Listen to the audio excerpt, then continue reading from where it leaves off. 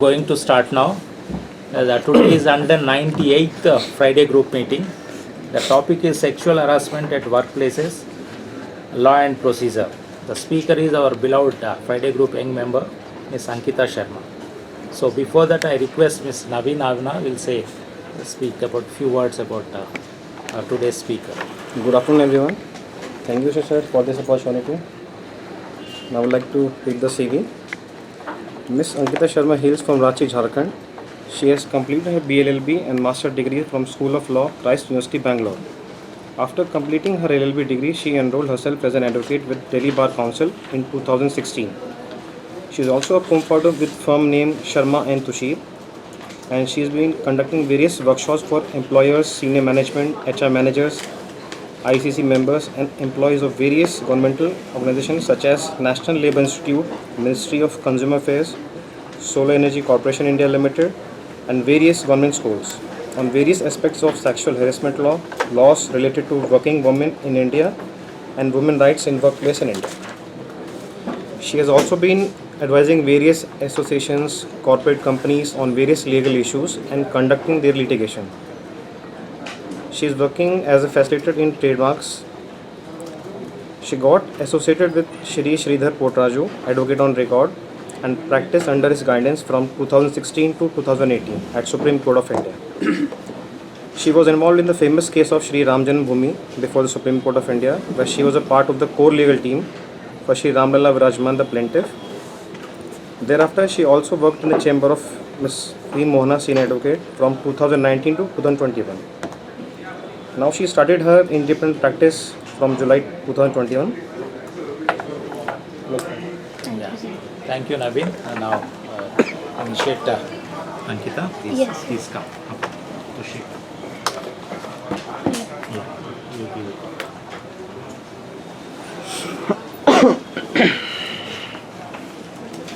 That could be.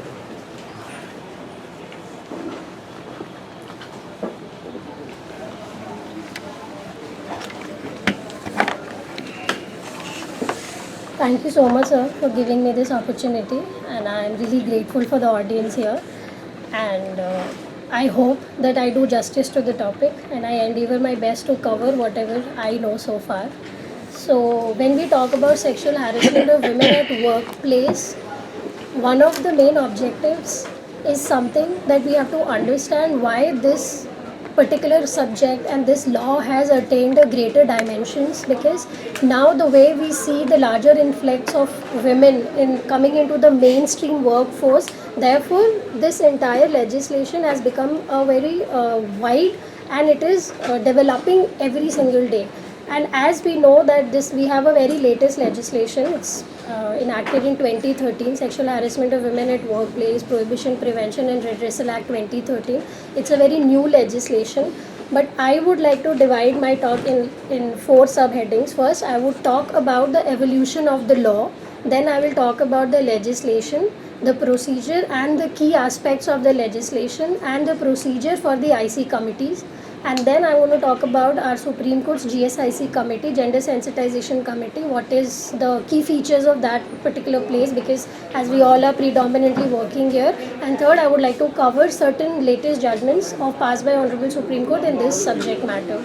So the best way to start is to only understand it from the purpose of statement and object of this particular legislation. But coming before that, we all know that what led to this particular act is when we had these Vishaka guidelines.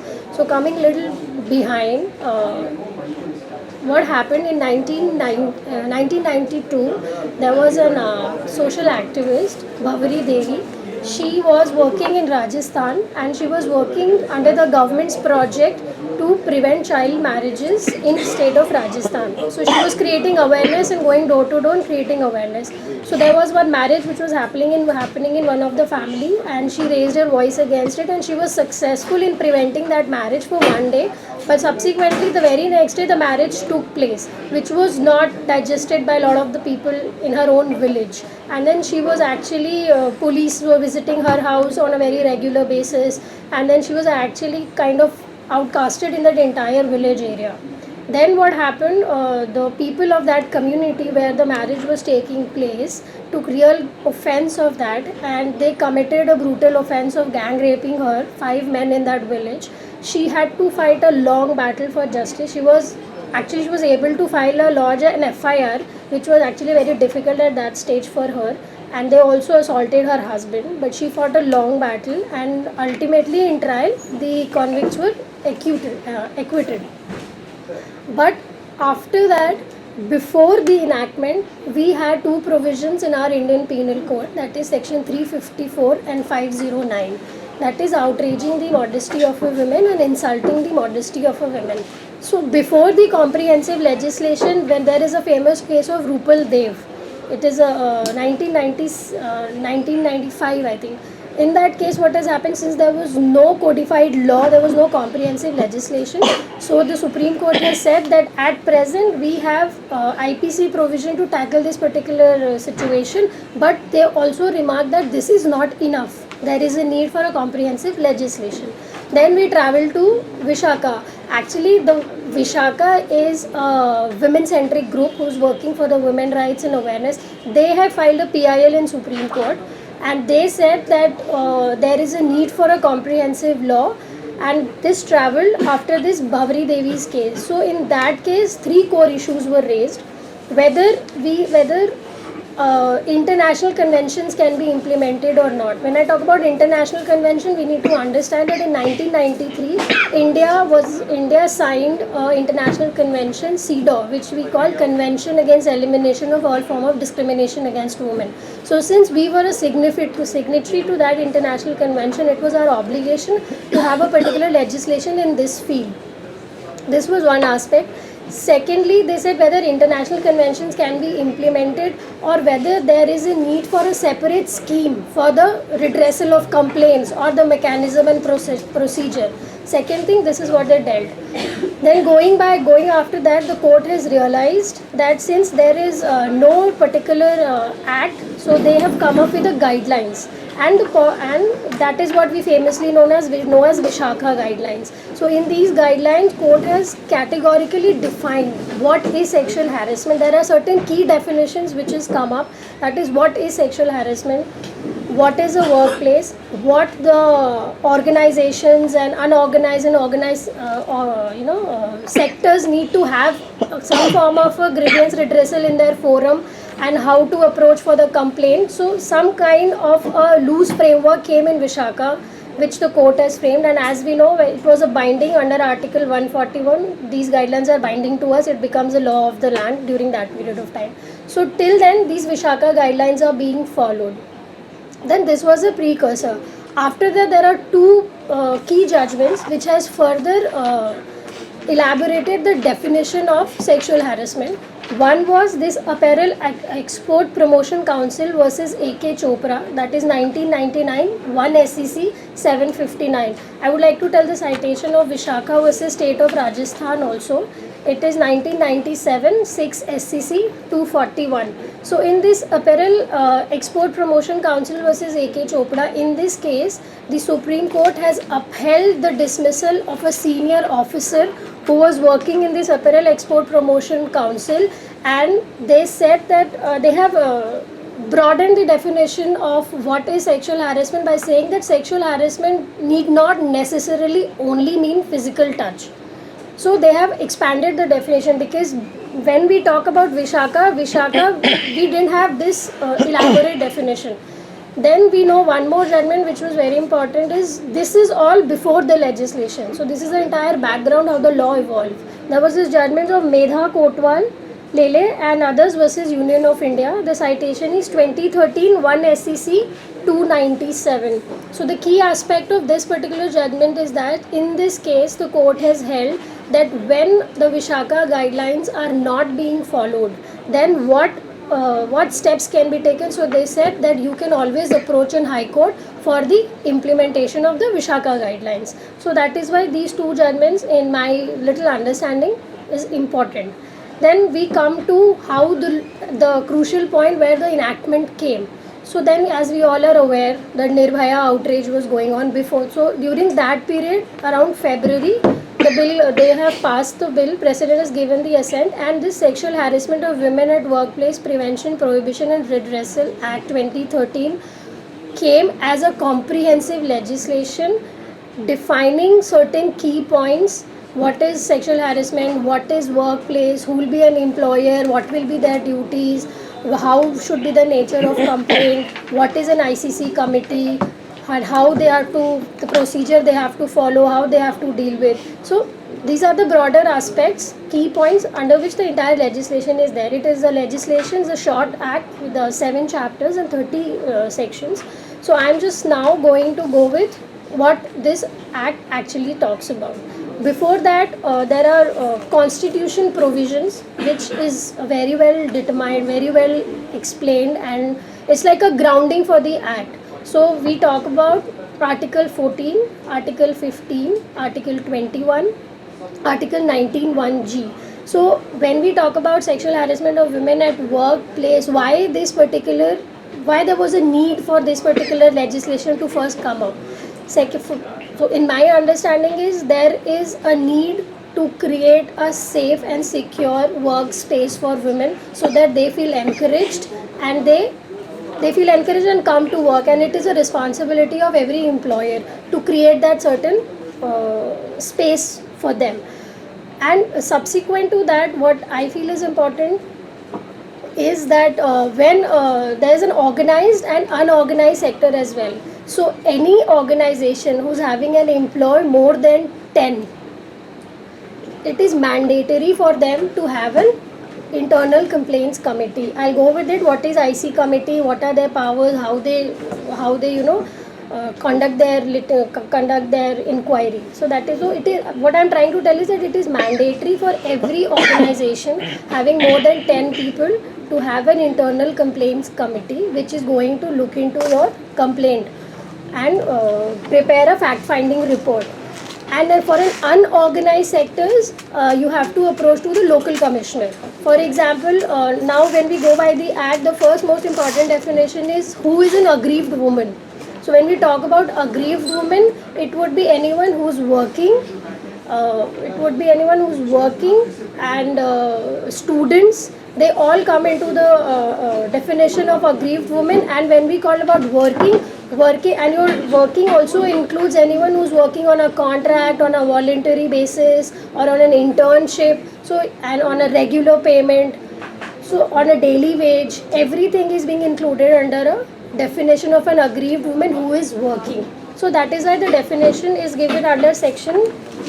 Now when we go to section 2(a) defines what is an aggrieved woman. So where they say that in relation to a workplace, a woman of any age, whether employed or not, who alleges to have been subjected to any act of sexual harassment by the respondent, or in relation to dwelling places and house. Here we talk about our housemaid. All these people, they also comes under a definition of aggrieved women.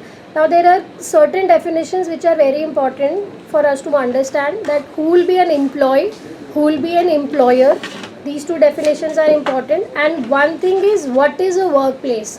One of the basic issue is that there was no understanding as to the workplace. So even quite recently there was a judgment which has there was a judgment which says that workplace means extended workplace. Extended workplace, there are certain criteria which say where there is a control of the management, and you are, for example, there is Geological Survey of India. There are people who need not, for 6 months they have to go and stay in a site and conduct their survey and prepare a report. So that need not be sitting in their office premises and working. So that is, therefore they say there is an extended workplace because they are going to others' place. So responsibility of an employer still subsists to maintain that safe and secure environment for them. So one thing is, this is there. So I would like to read the definition of what is sexual harassment, because the Act has very categorically defined what is sexual harassment. Sexual harassment includes any one or more of the following unwelcome acts or behavior, whether directly or by implication. Number 1, physical contact and advances. Number 2, a demand or request for sexual favors. Number 3, making sexually colored remarks. Number 4, showing pornography or any other unwelcome physical, verbal, non-verbal conduct of sexual nature. And this particular definition keep evolving with depending upon the facts and circumstances of the case. They are not a very straight jacket definition that it has to be ticked into only these boxes. Now, workplace is one of the important definition that we all should understand. So your workplace includes any department, considering we all are lawyers, and then those who have an extended offices, we employ a lot of people in our office. So for us also it is very important to understand running that setup, what all are the certain strict regulations and certain practice we need to establish in our offices, because there are also penal provisions if you do not have an IC committee in place in your offices. And because you are also supposed to give your audit reports, that what you are doing, how you are conducting your inquiries, and what is the status. So now coming back to workplace, your workplace includes any department, organization, undertaking, establishment, enterprise. Basically it includes all your government departments, all your PSUs, all your private institutions, all private sector organizations, your hospital, nursing homes, all your sports institute, your dwelling places, any places visited by an employee arising out of or during the course of employment, including transportation provided by the employer for undertaking such journey. So this is a definition of workplace. Now, considering now we have an option of work from home model. So whether when you sit at home and work, whether that amounts to your workplace or not. So for that we have, as we have understood, that which categorically says whenever you are doing any work and the control of that particular work is with the management.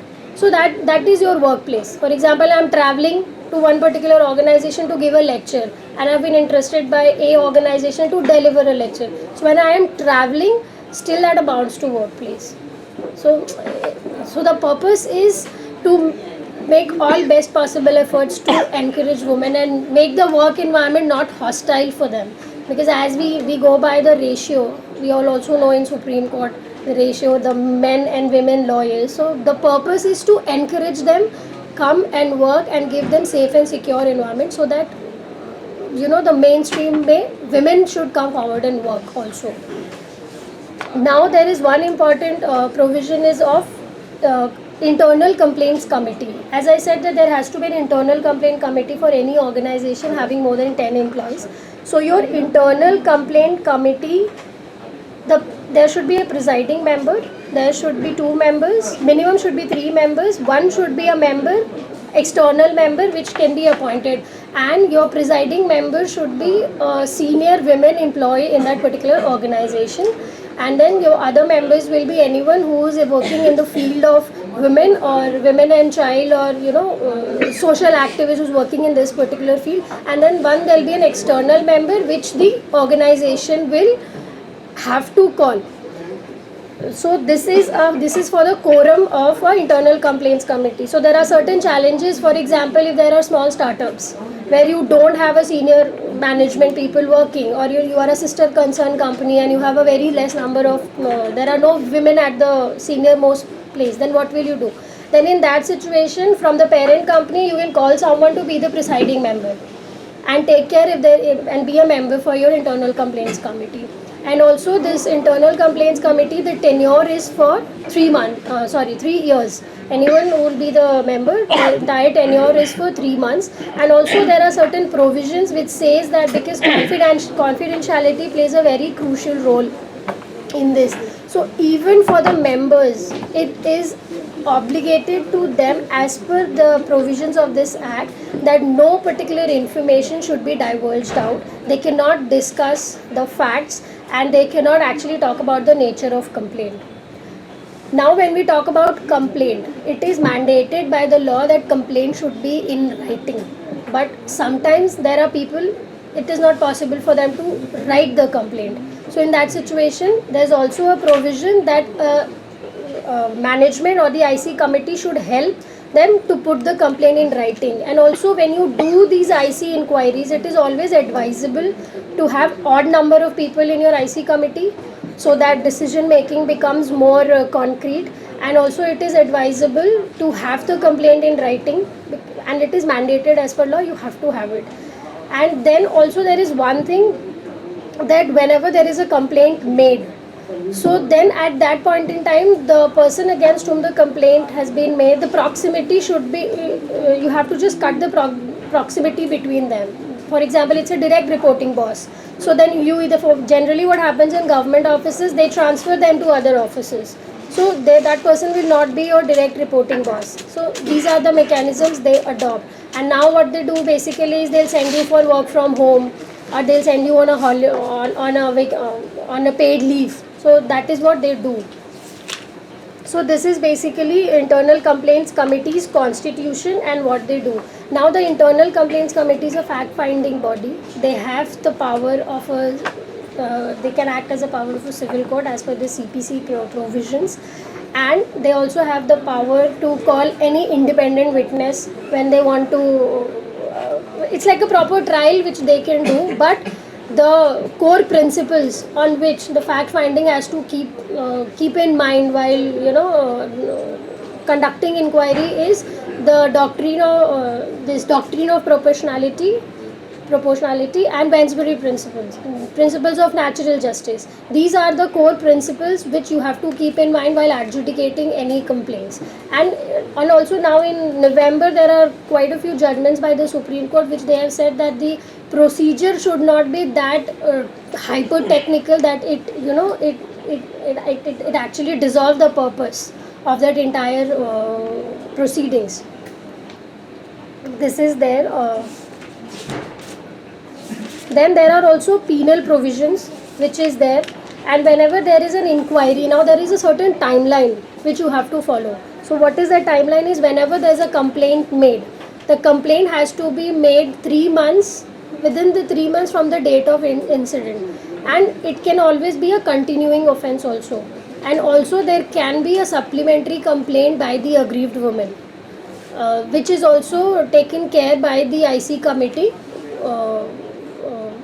with considering what is the situation, and then they can also give them leeway on time period when they can file. So whenever a complaint is made, then you send a notice to the respondent, then within 7 days the respondent has to give his reply to that particular notice. Then the next step is that you call for the witnesses. Both the parties will give a list of their witnesses, then the committee will examine those witnesses, and also during the proceedings, nowhere the aggrieved woman and the respondent should be made to sit face to face. Even I've gone through our gender sensitization committee, internal complaints committee, there also it's a categoric provision which says that at no point in time the complainant and the respondent should be made to sit face to face with each other, and you have to give a 72-hour of notice if the complainant is coming, and then 72-hour notice to the respondent who is coming.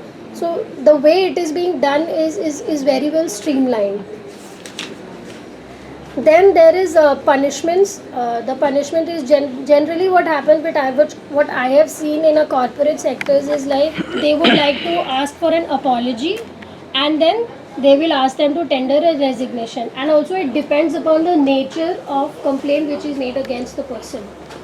And you can there be censure, they can reprimand. So these are the certain punishments which the IC committee can recommend for. Then what happens is IC, when they conclude, and they have to conclude their entire fact-finding inquiry within 90 days. And they have to conclude it, and then they have to give a report within 10 days. And if any person who wants to challenge that report can always challenge it to the appellate court, that is local commissioner. And in unorganized sector, you can directly register your complaint to the local commissioner. And then there is also one very important provision is, if there is, that is section 14, which says there is a punishment for false or malicious complaint and false evidence. So even if the internal complaints committee find that the entire complaint against the person is motivated, or there is not actually an offense made out, then they can also some penalty they can also impose upon the complainant for frivolous complaints. So these are the provisions. And then there are certain duties of employer which they have provided for. And then also along with this, we have the sexual harassment of women at workplace rules, which also came along with the act. So what happens is, whenever there is an now when you want to punish a person, on what parameters are you going to punish? Because generally in government you have their service rules, so you go by their service rules, whatever is provided in their service rule. So accordingly you recommend for the punishment. So, and what happens is, IC committee doesn't say that now this what I am telling you has to be done. IC's report is always recommendatory in nature, which they recommend it for the management to implement, and the management has to implement it. They only give a report and submit it to the management. Like in our gender sensitization committee in Supreme Court, they have this internal committee which do the entire fact finding, and they give the report to our GSICC, and then they have to take the final call. And there are key differences in our POSH Act and in our GSICCs on tenure. So for our GSICC, they say there has to be minimum 7 members and maximum 13 members. And I'll go to that act, and that the tenure should be of 2 years. The GSI, uske baad there has to be an election. So this is more or less about the act. Now we come into GSICC. This gender sensitization and sexual harassment of women at workplace, and also few things is that it is mandated for an employer to create awareness, and and you have to put posters at important places for people to notice, and you have to also create some kind of workshops, awareness and talks for the people. You have to make them aware about the present legislation and the developments in law. Then we have this gender sensitization and sexual harassment of women at Supreme Court of India. So what has happened, there's an important case of Miss Binu Tamta versus High Court of Delhi, cited as 2014 13 SCC 257. So in this case, what has happened, Supreme Court has issued guidelines for framing of proper regulation in regard to gender sensitization and prevention of sexual harassment of women at Supreme Court. So pursuant to this, we had this regulations, gender sensitization and sexual harassment of women at the Supreme Court of India regulations. So this regulation is more or less in tune with what the Sexual Harassment Act is. So here also, when they discuss about the preamble of this particular regulations, statement on objects, they have also said about Article 14, right to equality, Article 15, 19(1)(g), freedom to practice trade and profession, and Article 21. And they have also highlighted about this CEDAW Convention, Convention on Elimination of Discrimination Against Women. So in view of all this, it was mandated and it was need of an hour to come up with such a comprehensive legislation.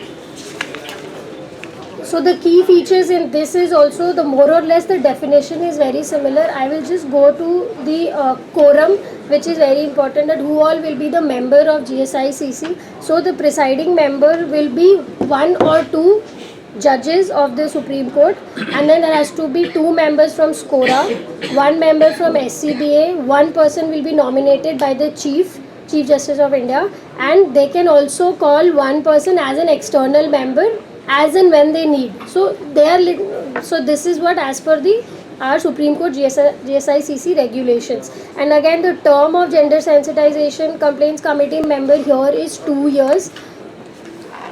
And also it is mandated that once in every 4 months the GSICC committee has to meet regularly, and all the minutes of the meetings to be recorded.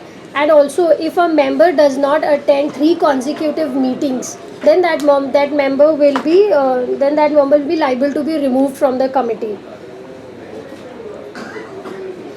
And also one thing is that GSICC committee also, I don't know, we all would have seen that we have seen the posters all across corridors and washrooms. So it is GSICC has to ensure the prominent publicity of the policy on gender sensitization and prevention and redressal of sexual harassment in the Supreme Court of India, in all places in the Supreme Court precincts such as court building, old and new chamber blocks, library, health centers, canteens, etc. And they are also mandated to conduct programs, workshops and seminars, posters, film shows, debates, displays, etc. And also GSIC also has to submit their annual report by the end of 31st December every year to the Chief Justice of India. And also GSIC also has to conduct training programs for their IC committee members periodically, which is also as per the regulation.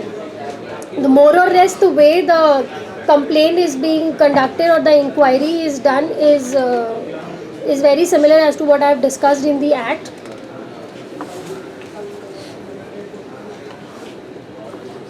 So more or less this is about GSICC. Now few things is there that now we have come up with a handbook. Chief Justice of India has published a handbook which has a list of certain words which you cannot use during a course of argument or in any judgments. So it's a 30 page book where they have actually, for example, the word ravished was very prominently used in our Nirbhaya judgment, which was discouraged, that for a heinous offence like rape you cannot use the term ravished. And also there are certain things that you should not use the word housewife. So there is a list of words. I will say everyone should just have a one read of that handbook. It's quite interesting read. So this is it. And there are certain cases which are very recent.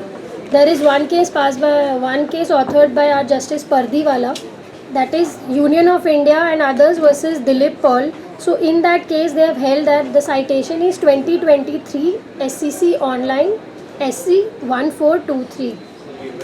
So in this case the court has held that allegations of sexual harassment should be considered within the broader context of the case and should not be judged merely on the basis of a procedural violation. For example, what I understood is you should not get swayed by the hyper technicalities and you must consider it in a broader context. And then there is one case of Calcutta High Court, Dr. Malabika Bhattacharjee versus Internal Complaints Committee, Vivekananda College and others, that is 2020 SCC online, Calcutta 3262. They said that same gender sexual harassment complaints are maintainable under POSH Act. So this is one step forward towards making it gender neutral. And also there is an application which was filed in this case of Binu Tamta versus High Court of Delhi, wherein after this 377 judgment they said that the regulation needs an overhaul and we need to redefine the definition. And that order was authored by Justice Nagaratna, where she said that we cannot amend the entire regulation in this context because it will ultimately defeat the purpose for which this particular legislation is. So if there is any particular case, then they can always make a representation before the GSICC. And also now in many of the corporate sectors, although the Act says it is for women alone, but now in many of the corporate sectors they make a representation whenever there is a complaint. They take care of it. They just don't at the very prima facie dismiss it by saying that the jurisdiction doesn't provide for any other gender, anyone other than women. And there is one more judgment, last judgment, Initiatives for Inclusion Foundation and other versus Union of India and others, that is 2023 SCC online, Supreme Court 1373. So this was authored by Justice Ravindran Bhatt. Here the Supreme Court has issued a slew of direct union government and all state and union governments to ensure the effective implementation of the provisions of sexual harassment of women at workplace read with its rules. So this is one step where they were not happy, and actually when we look at it, there is no proper implementation of the entire act. Many a times we come across organizations where actually when the situation comes in, they don't have any ICC in place. So then therefore there are penal provisions, but sometimes from my personal experience I'm saying I've seen places where actually they do not have ICC in place at the very same moment, although it is mandated for everyone to have their own policy. And also quite recently, I think before COVID, the government of India has come up with this concept of she-box, where the she-box should be there in every corporate offices, where anyone who wants to, sometimes because you don't want to get named also, there is a lot of stigma attached to it and people are not very comfortable coming forward and giving complaints. So there is something like she-box where you can drop your complaint and the committee has to, like for example for us GSICC committee has to, I don't know, I have not seen a she-box in Supreme Court as of now. So when you drop a complaint, they have to take care of it and then adjudicate upon it. Thank you so much. Very nicely explained. Thank you, sir. I made So an authoritative effort. on this and the entire thing. It's Very great. comprehensive. Thank you. Thank you. Shivani Tushir will say, vote of thanks. Thank you so much, ma'am, for taking out the time and creating the awareness about sexual harassment. Sexual violence poses an obstacle to peace and security at workplaces for women. I have gained ample knowledge from today's lecture, and I'm sure and assured that all of us here have gained learned a lot from your in-depth speech and about the complexities of the act and also the nuances. I'm sure it will also help us in our professional way to guide clients in a better way. So thank you so much for your lecture. Thank you, ma'am. Thank you. Thank you, sir. We'll take your autograph as Yes, usual. sir. Thank you so much. Any message you want to write it? Here is that book. Please attend attendance book. Check.